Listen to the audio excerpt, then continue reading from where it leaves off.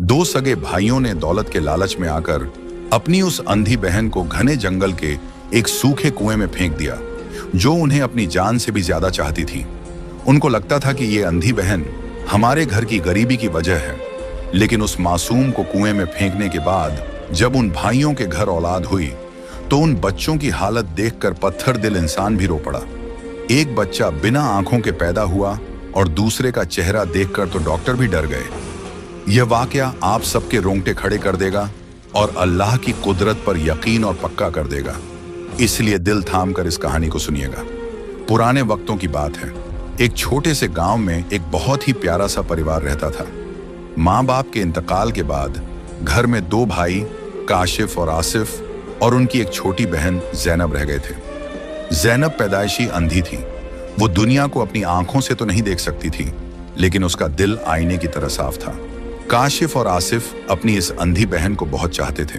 वो उसे कभी महसूस ही नहीं होने देते थे कि उसकी आंखों में रोशनी नहीं है। जैनब भी अपने भाइयों की आहट से पहचान लेती थी कि कौन आया है। वो हमेशा दुआ मांगती, या अल्लाह, मेरी आंखों की रोशनी चाहे न दे, मगर मेरे भाइयों की जिंदगी में कभी अंधेरा मत आने देना।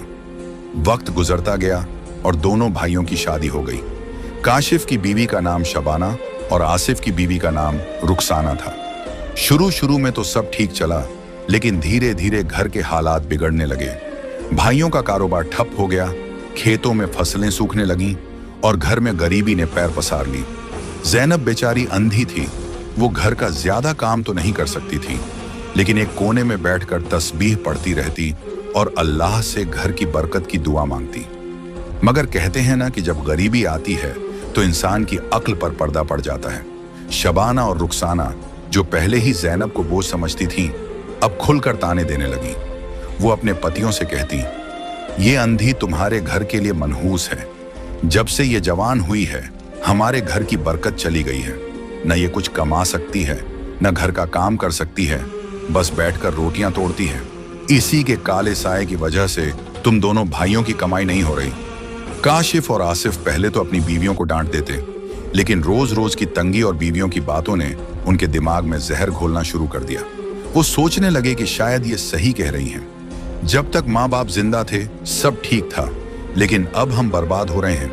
एक दिन गांव में एक बाबा आया।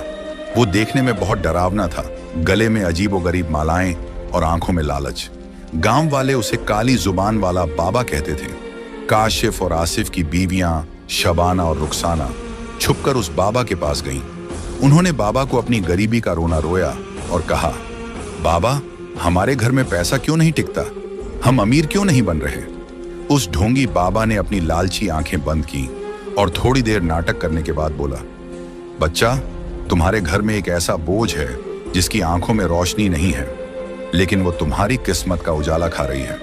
वो अंधी लड़की तुम्हारे घर के खजाने पर सांप बनकर बैठी है। जब तक वो घर में रहेगी तुम दाने दाने को तरस जाओगे। यह सुनकर दोनों भाभियों की आंखें चमक उठी। रुखसाना ने पूछा, तो बाबा, हमें क्या करना होगा? क्या उसे घर से निकाल दें? बाबा शैतानी हंसी हंसा और बोला, सिर्फ घर से निकालने से काम नहीं चलेगा। उसे ऐसी जगह छोड़ना होगा जहां से वो कभी वापस ना आ सके। गांव के उत्तर में काली घाटी है। वहां एक पुराना सूखा कुआं है।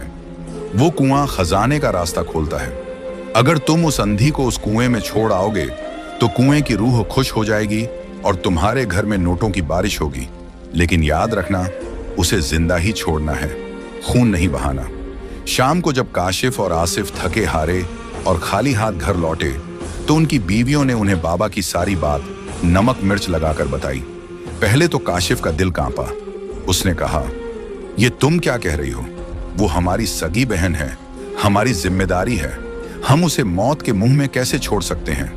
लेकिन आसिफ, जो अब गरीबी से तंग आ चुका था, बोला, भाई, सोचो तो सही। अगर एक जैनब के जाने से हमारे घर के हालात बदल जाएं, हमारे आने वाले बच्चों का भविष्य बन जाए, तो इसमें क्या बुराई है? वैसे भी वो अंधी है, उसकी जिंदगी का क्या मकसद है? वो तो बस एक जिंदा लाश की तरह जी रही है। शैतान अपना काम कर चुका था।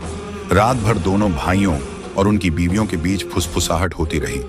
उधर दूसरे कमरे में जैनब, जो इन साजिशों से बिल्कुल बेखबर थी, जाए नमाज पर बैठी अपने भाइयों के लिए रो रो कर दुआ मांग रही थी। ऐ मेरे रब, मेरे भाइयों की मुश्किलें आसान कर दे।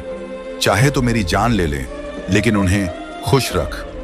उसे क्या पता था कि जिन भाइयों के लिए वो दुआ मांग रही है वही कल उसकी जान का सौदा करने वाले हैं। सुबह हुई, सूरज निकला, लेकिन उस घर के लोगों का जमीर मर चुका था। काशिफ और आसिफ जैनब के पास गए। काशिफ ने अपनी आवाज में झूठी मिठास घोलते हुए कहा, जैनब गुड़िया, तैयार हो जा। आज हम तुझे एक बड़े पीर बाबा की दरगाह पर ले चलेंगे। वहां की दुआ बहुत कबूल होती है। शायद वहां जाने से हमारी गरीबी दूर हो जाए और तेरी आंखों की रोशनी भी आ जाए। जैनब का चेहरा खुशी से खिल उठा। वो मासूमियत से बोली, सच भाईजान, आप मुझे घुमाने ले जाओगे? मैं अभी तैयार होती हूँ। उसे लगा उसके भाई उसे आज भी उतना ही प्यार करते हैं। उसने जल्दी से अपना पुराना बुर्का पहना और भाइयों का हाथ थाम लिया। तीनों घर से निकले। जैनब बहुत खुश थी। रास्तों की उबड़ खाबड़ जमीन पर भी वो हंसते हुए चल रही थी, क्योंकि उसे अपने भाइयों के कंधों पर भरोसा था। लेकिन वो नहीं जानती थी कि ये रास्ता दरगाह की तरफ नहीं, बल्कि उस भयानक काली घाटी के सूखे कुएं की तरफ जा रहा है, जहां से वापसी का कोई रास्ता नहीं था। जंगल गहरा होता जा रहा था। परिंदे अजीब सी आवाजें निकाल रहे थे। हवा में एक डरावनी खामोशी थी। काशिफ और आसिफ के कदम भारी हो रहे थे, लेकिन दौलत का नशा उनकी आंखों पर पट्टी बांध चुका था। क्या वो वाकई अपनी फूल जैसी बहन को उस कुएं में फेंक देंगे? क्या उनका खून इतना सफेद हो जाएगा? जंगल घना और डरावना होता जा रहा था। झाड़ियां काशिफ और आसिफ के कपड़ों में उलझ रही थीं, लेकिन वो रुके नहीं। उनके कदम उस काली घाटी की तरफ बढ़ रहे थे, जहां शैतान उनका इंतजार कर रहा था। बीच बीच में जंगली जानवरों की डरावनी आवाजें आ रही थीं। बेचारी अंधी जैनब डर के मारे काशिफ का हाथ जोर से पकड़ लेती और कहती, भाईजान, ये कैसी दरगाह है? रास्ता कितना उबड़ खाबड़ है। मुझे डर लग रहा है। क्या हम सही रास्ते पर हैं? काशिफ का गला सूख रहा था। उसने लड़खड़ाती आवाज में कहा, हाँ गुड़िया, बस हम पहुंचने वाले हैं। तू डर मत, तेरे भाई तेरे साथ है ना। चलते चलते दोपहर हो गई। सूरज सर पर था, लेकिन घने पेड़ों की वजह से जंगल में शाम जैसा अंधेरा लग रहा था। आखिरकार वो उस जगह पहुंच गए। सामने ही वो पुराना, मनहूस और सूखा हुआ कुआं था। कुएं के आसपास की घास सूखी हुई थी और वहां एक अजीब सी बदबू आ रही थी। ऐसा लग रहा था जैसे वहां बरसों से कोई नहीं आया। आसिफ ने काशिफ को कोहनी मारी और इशारे से कहा, यही वो जगह है। जल्दी कर, सूरज ढलने से पहले हमें यह काम खत्म करना है। दोनों भाई कुएं के बिल्कुल किनारे जाकर खड़े हो गए। जैनब को कुछ अजीब महसूस हुआ। हवा बदल गई थी और एक अजीब सी ठंडक उसे महसूस हो रही थी। उसने घबराकर पूछा, भाई, आप लोग चुप क्यों हो गए? क्या हम दरगाह पहुंच गए? मुझे कोई खुशबू नहीं आ रही। यहां तो अजीब सी महक है। आसिफ ने झूठ बोला, हाँ जैनब, हम पहुंच गए हैं। ये बहुत पुरानी और करामाती जगह है। बाबा ने कहा था कि यहाँ एक इबादत की जगह है जो थोड़ी नीचे है। तुझे वहां बैठकर हमारे और घर की बरकत के लिए दुआ मांगनी होगी। जैनब भोली थी, अपने भाइयों पर आंख बंद करके भरोसा करती थी। वो बोली, ठीक है भाई, आप जैसा कहोगे मैं वैसा ही करूंगी। बस मुझे बिठा दो। आसिफ ने काशिफ को इशारा किया। एक पल, बस एक पल की खामोशी छाई रही। जंगल की हवाएं भी जैसे सांस रोककर खड़ी हो गईं। और फिर आसिफ ने जोर से जैनब को धक्का दिया। या अल्लाह, भाई! जैनब की चीख जंगल के सन्नाटे को चीरती हुई गूंज उठी। कुआं गहरा था, लेकिन किस्मत से उसमें पानी नहीं था, बल्कि नीचे सालों से जमा सूखे पत्ते और नरम मिट्टी थी। जैनब धड़ाम से नीचे गिरी। उसे चोटें आईं, उसका शरीर छिल गया, लेकिन उसकी सांसें नहीं टूटी। वो जिंदा थी। ऊपर खड़े भाइयों ने नीचे झांक कर देखा। अंधेरे में उन्हें कुछ साफ दिखाई नहीं दे रहा था, बस जैनब के रोने और कराहने की आवाज आ रही थी। भाईजान, भाईजान, ये क्या हुआ? मैं कहां गिर गई? मुझे निकालो भाई, मुझे डर लग रहा है। भाईजान! जैनब की दर्द भरी आवाज कुएं से गूंज रही थी। वो समझ नहीं पा रही थी कि उसे धक्का लगा है या वो फिसल गई है। उसे अब भी लग रहा था कि यह एक हादसा है। काशिफ का दिल बैठने लगा। वो कुएं की तरफ लपका। जैनब! लेकिन आसिफ ने उसका हाथ पकड़कर जोर से खींचा। चल, पागल हो गया है क्या? अगर उसे निकाला तो बाबा का मंत्र टूट जाएगा और वो चुड़ैल फिर हमारे घर आ जाएगी। वो मर जाएगी। छोड़ उसे। चल, घर चलते हैं। अब हमारे अमीर बनने के दिन शुरू हो गए हैं। लेकिन भाई, वो जिंदा है, वो हमें पुकार रही है। काशिफ रोने लगा। रहने दे, थोड़ी देर में उसकी आवाज बंद हो जाएगी। यहाँ कोई नहीं आता, जानवर खा जाएंगे उसे या भूख प्यास से मर जाएगी। चल यहां से। आसिफ ने काशिफ को घसीटा। नीचे कुएं में पड़ी जैनब बार बार ऊपर हाथ उठा रही थी। काशिफ भाई, आसिफ भाई, आप कहां हो? मुझे छोड़कर मत जाओ, मुझे बहुत डर लग रहा है। अम्मी, अब्बू, कोई मुझे बचाओ। उसकी मासूम पुकार ने पत्थरों को भी पिघला दिया होता, लेकिन उन लालची भाइयों के कदम नहीं रुके। वो अपनी बहन को उस अंधेरे गहरे कुएं में तड़पता छोड़कर वहां से भाग निकले। भाइयों के जाने की आहट जैनब के तेज कानों ने सुन ली। उसे यकीन नहीं हुआ। भाई चले गए मुझे छोड़कर? नहीं नहीं, मेरे भाई ऐसा नहीं कर सकते। वो चीखी। भाई मजाक मत करो, वापस आ जाओ। मैं वायदा करती हूं मैं कम खाना खाऊंगी, मैं कभी नए कपड़े नहीं मांगूंगी, मुझे यहां मत छोड़ो। लेकिन जवाब में सिर्फ उसकी अपनी आवाज गूंज कर वापस आई। जंगल खामोश हो गया। अब वहां सिर्फ अंधी जैनब थी। गहरा कुआं था और मौत का साया था। काशिफ और आसिफ जब घर वापस पहुंचे तो शाम ढल चुकी थी। उनके चेहरे पसीने से भीगे हुए थे और सांसें फूली हुई थीं। घर के दरवाजे पर उनकी बीवियां शबाना और रुखसाना बेसब्री से इंतजार कर रही थीं। जैसे ही उन्होंने पतियों को खाली हाथ देखा, उनकी आंखों में चमक आ गई। रुखसाना ने लपक कर पूछा, काम हो गया? क्या वो बला हमेशा के लिए हमारे घर से चली गई? आसिफ ने एक गहरी सांस ली और बोला, हाँ, काम हो गया। अब वो कभी वापस नहीं आएगी। कुआं गहरा है और वहां कोई जाता भी नहीं। काशिफ अब भी डरा हुआ था। वो कोने में बैठकर अपना सिर पकड़कर रोने लगा। हमने बहुत गलत किया। वो हमारी बहन थी, वो वहां अकेली तड़प रही होगी। शबाना ने काशिफ को झिड़कते हुए कहा, अब आंसू बहाने का क्या फायदा? जो किया अपने आने वाले बच्चों के लिए किया। अब देखना कैसे हमारे दिन फिरते हैं। अगली सुबह उन्होंने गांव में झूठ फैला दिया कि जैनब जंगल में रास्ता भटक गई और शायद किसी जंगली जानवर का शिकार हो गई। गांव वाले भी अफसोस करके रह गए, किसी को उन पर शक नहीं हुआ। उधर उस भयानक जंगल के कुएं में जैनब की सांसें अभी भी चल रही थीं। रात भर वो रोती रही, चीखती रही, लेकिन कोई उसकी आवाज सुनने वाला नहीं था। भूख और प्यास से उसका हलक सूख चुका था। उसके शरीर में दर्द था, लेकिन दिल का दर्द उससे कहीं ज्यादा था। उसे यकीन ही नहीं हो रहा था कि जिन भाइयों को उसने दुआओं में मांगा, उन्होंने ही उसे मौत के मुंह में धकेल दिया। जब उसकी उम्मीद टूटने लगी तो उसने आसमान की तरफ चेहरा उठाया, हालांकि वो देख नहीं सकती थी, और टूटी हुई आवाज में बोली, या अल्लाह, मेरे भाई मुझे छोड़ गए, लेकिन तू तो मुझे नहीं छोड़ेगा ना। तू तो सबका रखवाला है। अगर मेरी जिंदगी बाकी है तो मेरी मदद कर। कहते हैं जब इंसान का सहारा दुनिया छोड़ देती है तो अल्लाह का सहारा आता है। उसी जंगल में एक बूढ़ा लकड़हारा रहता था जिसका नाम रहीम चाचा था। वो रोज सूखी लकड़ियां चुनने जंगल आता था। उस दिन वो रास्ता भटक कर उसी काली घाटी की तरफ निकल आया। उसे कुएं के पास से किसी के रोने की हल्की हल्की आवाज सुनाई दी। रहीम चाचा पहले तो डर गए। उन्होंने सोचा, इस वीरान जगह में कौन रो रहा है? कहीं कोई चुड़ैल तो नहीं? वो भागने ही वाले थे कि उन्हें आवाज में दर्द महसूस हुआ। अल्लाह, कोई मुझे बचाओ। रहीम चाचा की हिम्मत बंधी। वो धीरे धीरे कुएं के पास गए और झांक कर देखा। अंधेरे में एक लड़की दिखाई दी। उन्होंने जोर से आवाज दी, बेटी तुम कौन हो और वहां कैसे गिरी? इंसान की आवाज सुनकर जैनब में जान आ गई। वो रोते हुए बोली, बाबा मैं जैनब हूं, मैं देख नहीं सकती, मैं गिर गई हूं, मुझे बचा लो बाबा। रहीम चाचा नेक दिल इंसान थे। उन्होंने अपनी रस्सी कुएं में डाली और बड़ी मुश्किल से जैनब को बाहर खींचा। जब जैनब बाहर आई तो उसकी हालत देखकर रहीम चाचा की आंखों में आंसू आ गए। उन्होंने पूछा, बेटी तुम यहां कैसे पहुंची? क्या तुम्हारे साथ कोई था? जैनब एक पल के लिए चुप हो गई। उसके होंठ कांपे। वो सच बता सकती थी कि उसके सगे भाइयों ने उसे धक्का दिया, लेकिन बहन का दिल तो बहन का होता है। उसने अपने भाइयों का गुनाह छुपा लिया और बोली, बाबा मैं रास्ता भटक गई थी और पैर फिसल गया। रहीम चाचा उसे अपने घर ले गए। उन्होंने और उनकी बूढ़ी पत्नी ने जैनब को अपनी बेटी बना लिया।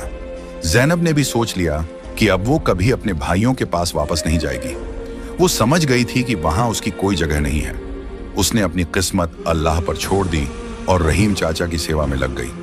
उधर काशिफ और आसिफ के घर में जैसे सचमुच कोई जादू हो गया।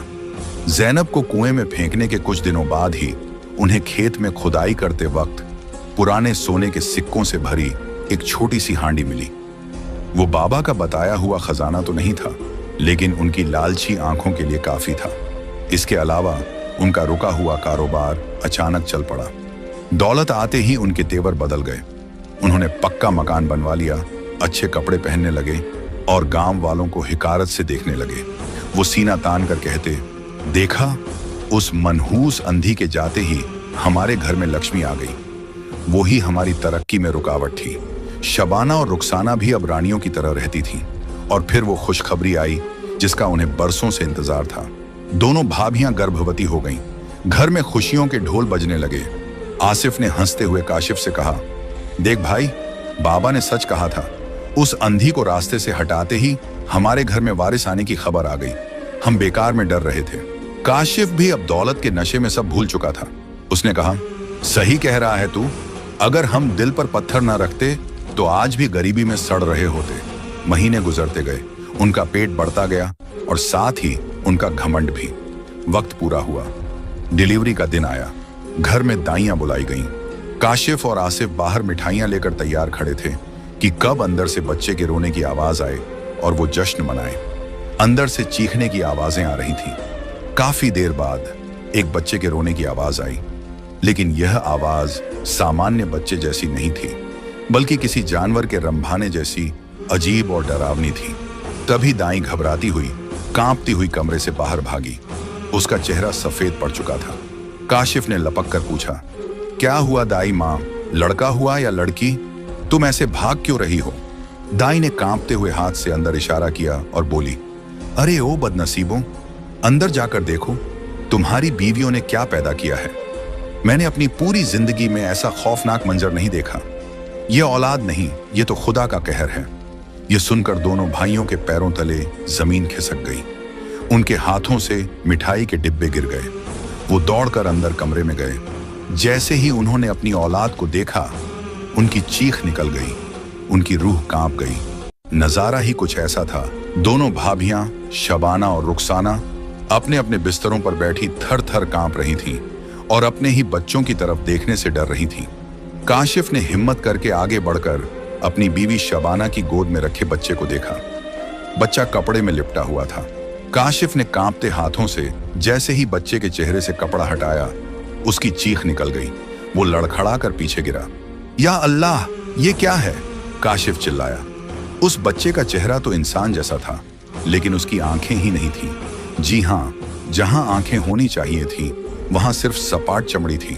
पलकें भी नहीं, भयं भी नहीं, बस खाली मांस। वो बच्चा अंधेरे में हाथ पैर मार रहा था और रो रहा था। काशिफ को तुरंत अपनी बहन जैनब याद आ गई। जैनब की तो आंखें थीं, मगर रोशनी नहीं थी। लेकिन कुदरत ने काशिफ को ऐसा बेटा दिया जिसकी आंखें ही नहीं बनाई थी। उसने अपनी अंधी बहन को बोझ समझा था। अब उसके घर में ऐसी औलाद आई थी जो पूरी जिंदगी दुनिया नहीं देख सकती थी। अभी काशिफ इस सदमे से संभला भी नहीं था कि दूसरी तरफ से आसिफ की चीख सुनाई दी। आसिफ अपनी बीवी रुखसाना के पास खड़ा था। रुखसाना का बेटा रो नहीं रहा था, बल्कि अजीब सी गुर्राने की आवाजें निकाल रहा था। आसिफ ने जब बच्चे को देखा तो उसका खून जम गया। उस बच्चे का चेहरा इंसान का कम और जानवर का ज्यादा लग रहा था। उसके कान बकरी की तरह लंबे और लटके हुए थे। उसका जबड़ा बाहर की तरफ निकला हुआ था और मुंह में पैदा होते ही छोटे छोटे नुकीले दांत थे। वो बच्चा अपनी लाल लाल आंखों से आसिफ को घूर रहा था। आसिफ डर के मारे चिल्लाया, ये मेरा बच्चा नहीं हो सकता, ये कोई जानवर है, हटाओ इसे मेरी नजरों के सामने से। रुखसाना रोते हुए बोली, मैं इसे दूध कैसे पिलाऊं? मुझे इससे डर लग रहा है, ये मुझे काट खाएगा। पूरे घर में कोहराम मच गया। खुशियों की जगह मातम छा गया। जो दाइयां और औरतें बधाई देने आई थीं, वो अब तौबा तौबा कर रही थीं। एक बूढ़ी औरत ने काशिफ से कहा, बेटा, जरूर तुम लोगों ने कोई बहुत बड़ा गुनाह किया है। ये औलाद नहीं, ये खुदा का अजाब है। ऐसा बच्चा तो हमने आज तक नहीं देखा। काशिफ और आसिफ एक दूसरे को देख रहे थे। उनकी जुबान बंद थी, लेकिन दिल चीख चीख कर कह रहा था कि यह उसी जैनब की बद्दुआ है। शाम होते होते यह खबर पूरे गांव में आग की तरह फैल गई। लोग उन अजीबो गरीब बच्चों को देखने के लिए भीड़ लगाने लगे। कोई कहता, इनके घर पर किसी चुड़ैल का साया है, तो कोई कहता इन्होंने हराम की कमाई खाई है, इसलिए अल्लाह ने इनका मुंह काला कर दिया। काशिफ अपने बिना आंखों वाले बेटे को देख रहा था जो भूख से बिलख रहा था। उसे याद आया कि कैसे उसने अपनी बहन को कुएं के अंधेरे में भूखा प्यासा छोड़ दिया था। आज उसका अपना बेटा अंधेरे में था। आसिफ अपने जानवर जैसे दिखने वाले बेटे से नफरत कर रहा था। वो बार बार कह रहा था, इसे जंगल में फेंक आओ, मैं इसे नहीं पालूंगा। तभी गांव के इमाम साहब वहां आए। उन्होंने बच्चों को देखा और गहरी सांस ली। फिर उन्होंने दोनों भाइयों की आंखों में आंखें डालकर पूछा, सच सच बताओ, क्या तुमने किसी मासूम का दिल दुखाया है? क्या तुमने किसी का हक मारा है? अल्लाह बेवजह ऐसी निशानियां नहीं भेजता। काशिफ का जज्बात अब काबू से बाहर हो रहा था। वो फूट फूट कर रोने लगा। हाँ इमाम साहब, हमसे गुनाह हुआ है, बहुत बड़ा गुनाह हुआ है। आसिफ ने उसे कोहनी मारी और चुप रहने का इशारा किया। वो अब भी अपने गुनाह को मानने को तैयार नहीं था। वो बोला, कोई गुनाह नहीं किया हमने, ये उस बाबा का चक्कर है। उस पाखंडी बाबा ने हमें फंसाया। मैं अभी उस बाबा के पास जाता हूं। आसिफ गुस्से में घर से निकला और जंगल की तरफ भागा, उसी बाबा की तलाश में जिसने उन्हें ज़ैनब को मारने का रास्ता बताया था। काशिफ भी उसके पीछे भागा। जब वो उस गुफा के पास पहुंचे जहां वो बाबा रहता था, तो देखा कि वहां कोई नहीं था, बस राख का ढेर पड़ा था। वहां एक पत्थर पर कोयले से लिखा था, दौलत मिल गई, अब सजा भुगतो। जो खून के रिश्तों को मिट्टी में मिलाते हैं, उनकी नस्लें मिट्टी हो जाती हैं। ये पढ़कर दोनों भाइयों के पैरों तले जमीन खिसक गई। वो बाबा को इंसान नहीं, बल्कि शैतान का रूप था जो उन्हें बर्बाद करने आया था। रात हो चुकी थी। दोनों भाई वापस घर की तरफ लौटे। घर के अंदर से बच्चों के रोने की डरावनी एक आवाजें आ रही थीं। वो आवाजें ऐसी थीं जैसे कोई बदुआ दे रहा हो। काशिफ ने रोते हुए आसिफ से कहा, भाई, यह सब हमारी ज़ैनब की वजह से हो रहा है। हमने उसे जिंदा मार दिया। अगर हमें इस अजाब से बचना है तो हमें उस कुएं के पास जाना होगा। शायद उसकी लाश मिल जाए तो हम उसे इज्जत से दफना सकें और अल्लाह से माफी मांग सकें। आसिफ ने कहा, ठीक है, कल सुबह हम कुएं पर जाएंगे। अगली सुबह दोनों भाई अपने हाथों में कफन और फावड़ा लेकर चुपचाप घर से निकले। उनकी बीवियां शबाना और रुखसाना दरवाजे पर खड़ी रो रही थीं। आज उन्हें दौलत नहीं, अपनी ननद ज़ैनब की याद आ रही थी। काशिफ का दिल जोर जोर से धड़क रहा था। वो सोच रहा था कि कुएं में उसे क्या मिलेगा, ज़ैनब की सड़ी गली लाश या जंगली जानवरों द्वारा नोची हुई हड्डियां। ये सोचकर ही उसे उल्टियां आने लगी। चलते चलते वो उसी काली घाटी में पहुंच गए। सामने वही पुराना कुआं था। आसिफ ने हिम्मत जुटाई और कुएं के पास गया। उसके हाथ कांप रहे थे। उसने सोचा कि नीचे बदबू आ रही होगी, मक्खियां भिनभिना रही होंगी। लेकिन जैसे ही वो कुएं की मुंडेर पर झुका, वो हैरान रह गया। कुएं के अंदर से कोई बदबू नहीं आ रही थी, बल्कि वहां से गीली मिट्टी और जंगली फूलों की भीनी भीनी खुशबू आ रही थी। भाई, यहां देखो, आसिफ चिल्लाया। काशिफ दौड़कर आया और नीचे झांका। कुआं खाली था। वहां न तो ज़ैनब थी, न उसकी लाश, और न ही कोई खून का निशान। वहां सिर्फ कुछ रंग बिरंगे फूल उगे हुए थे जो नीचे चमक रहे थे। ये कैसे हो सकता है? काशिफ हकलाया। हमने उसे यहीं फेंका था। वो कहां गई? क्या उसे कोई जानवर उठा ले गया? दोनों भाई घबरा गए। अगर ज़ैनब की लाश नहीं मिली तो वो तौबा कैसे करेंगे? उनका पाप तो हमेशा के लिए उन पर बोझ बन जाएगा। वो पागलों की तरह कुएं के आसपास झाड़ियों में ढूंढने लगे। तभी हवा के झोंके के साथ एक आवाज उनके कानों में पड़ी। यह किसी के रोने की आवाज नहीं थी। यह कोई डरावनी आवाज भी नहीं थी। ये एक बहुत ही सुरीली और रूहानी आवाज थी जो कुरान की आयतें पढ़ रही थी। काशिफ ठिठक गया। भाई, क्या तूने सुना? ये आवाज, ये तो जानी पहचानी लग रही है। आसिफ ने भी कान लगाए। हाँ, यह तो हमारी ज़ैनब जैसी आवाज है, लेकिन यह कैसे मुमकिन है? वो तो मर चुकी होगी। आवाज थोड़ी दूर बनी एक छोटी सी फूस की झोपड़ी से आ रही थी जो पेड़ों के झुरमुट में छुपी थी। दोनों भाई मंत्रमुग्ध होकर उस आवाज की तरफ खींचे चले गए। उनके कदम भारी थे, लेकिन दिल में एक उम्मीद की किरण जाग उठी थी। जैसे ही वो झोपड़ी के करीब पहुंचे, नजारा देखकर उनके होश उड़ गए। झोपड़ी के बाहर एक चबूतरे पर एक बूढ़ा आदमी, रहीम चाचा, और उनकी पत्नी बैठे थे, और उनके सामने एक लड़की बैठी थी। वो लड़की सफेद कपड़ों में लिपटी हुई थी। उसके चेहरे पर एक ऐसा नूर चमक था जो सूरज की रोशनी को भी फीका कर दे। उसकी आंखें बंद थीं, लेकिन उसका चेहरा सुकून से भरा हुआ था। वो अपनी उंगलियों से कुछ टटोल रही थी और जुबान से अल्लाह का कलाम पढ़ रही थी। वो कोई और नहीं, ज़ैनब थी। काशिफ और आसिफ को अपनी आंखों पर यकीन नहीं हुआ। जिस बहन को वो मरने के लिए कुएं में फेंक आए थे, वो यहां जिंदा थी। और सिर्फ जिंदा ही नहीं, वो पहले से ज्यादा खुशहाल और नूरानी लग रही थी। उसके चेहरे पर वो गरीबी और लाचारी नहीं थी जो घर पर हुआ करती थी।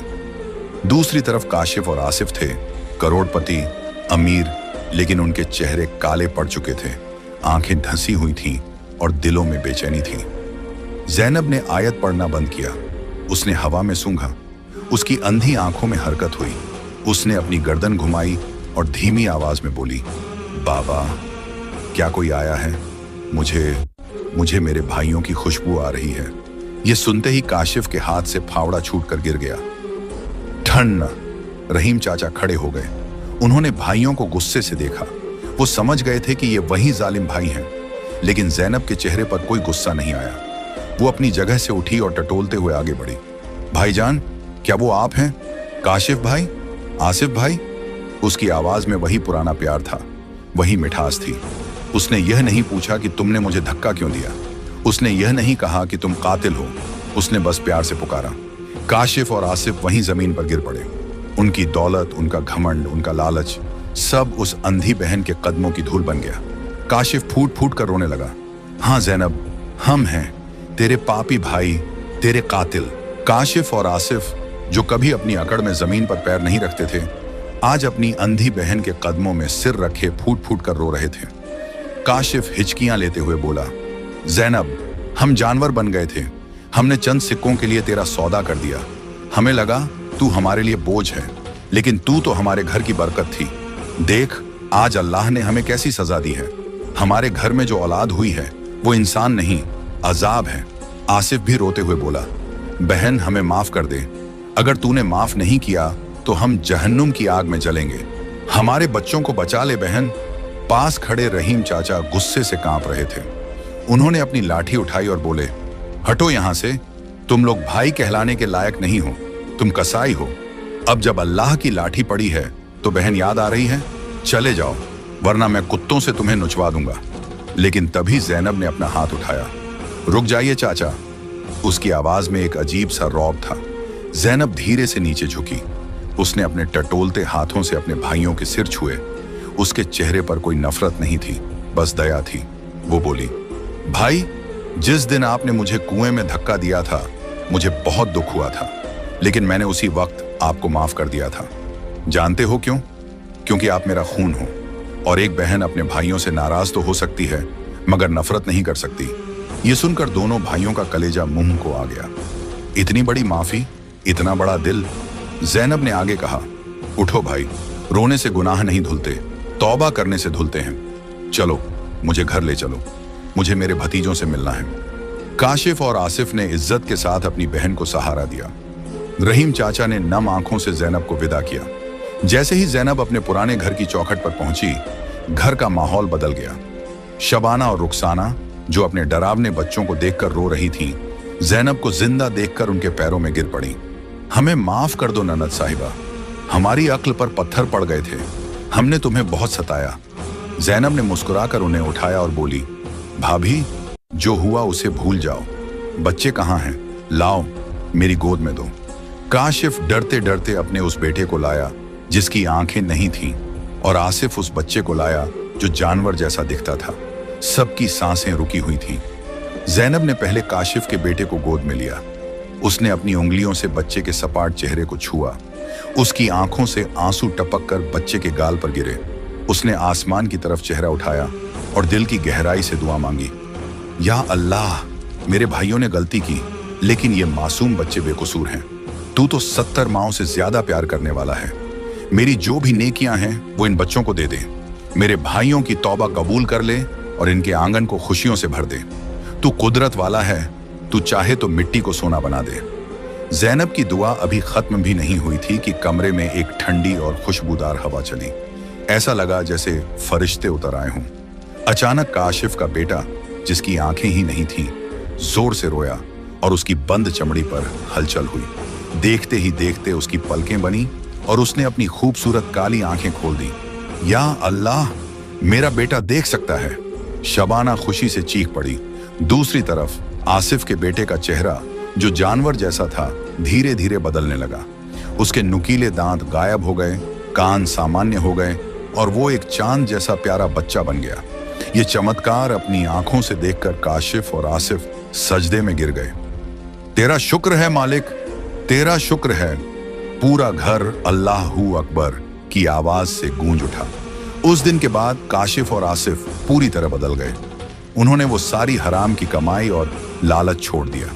उन्होंने मेहनत मजदूरी करना शुरू किया, लेकिन अब उनके घर में सुकून था। जैनब अब घर की बोझ नहीं, बल्कि घर की रानी थी। दोनों भाई और भाभियां उसकी सेवा में लगे रहते। गांव वालों ने भी सबक सीखा।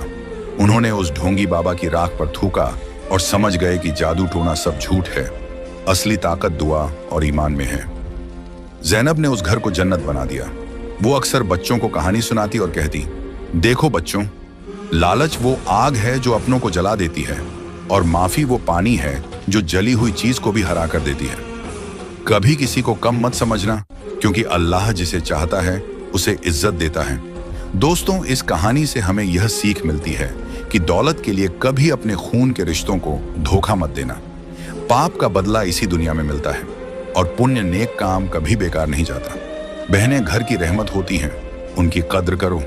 अगर आपको जैनब की यह कहानी पसंद आई हो तो इसे अपने दोस्तों के साथ जरूर शेयर करें और सच्चाई के रास्ते पर चलें।